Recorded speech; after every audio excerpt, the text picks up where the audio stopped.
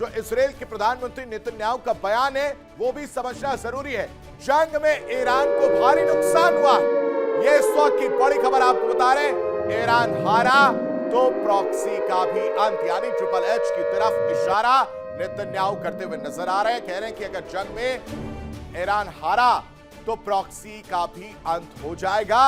Israel के प्रधानमंत्री Netanyahu का यह बड़ा बयान है कि ईरान को अब तक भारी नुकसान जो है वो उठाना पड़ा इस युद्ध में, खासकर दक्षिणी लेबनान की अगर बात की जाए। किस तरह से नेतन्याहू हमलावर है और क्या प्लानिंग है, क्या कुछ कह रहे हैं, एक बार आपके सामने रख देते हैं, आपको सुनवा देते हैं।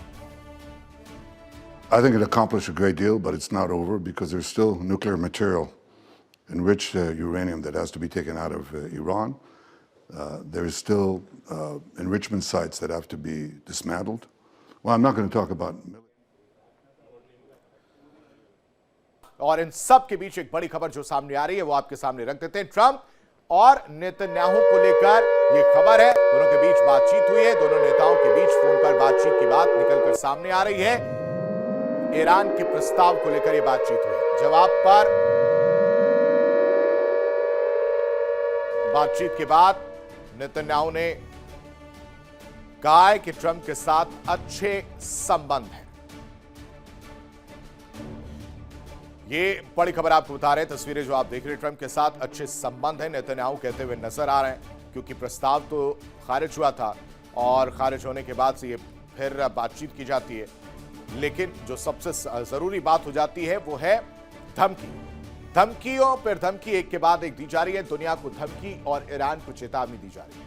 अपने पूर्व राष्ट्रपतियों पर हमला और अमेरिकी राष्ट्रपति डोनाल्ड ट्रंप ने एक बार फिर सोशल मीडिया पर ऐसा सियासी विस्फोट किया है जिसने वॉशिंगटन से तेहरान तक हलचल मचा दी है। ट्रंप कह रहे हैं 47 साल तक ईरान अमेरिका को बेवकूफ बनाता रहा, लेकिन अब और नहीं बना सकता क्योंकि अब डोनाल्ड ट्रंप आ गए।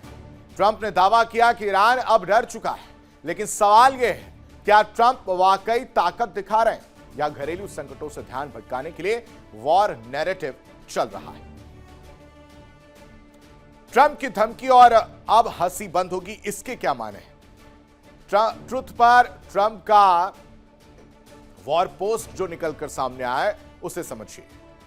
वो नई धमकी दे रहे हैं, कह रहे हैं कि अब और ईरान हंस नहीं पाएगा। उसकी हंसी चुराने का काम, उसके हंसी गाप करने का काम डोनाल्ड ट्रंप करेंगे, क्योंकि ओबामा और बाइडेन को लेकर भी उन्होंने बयान दिया।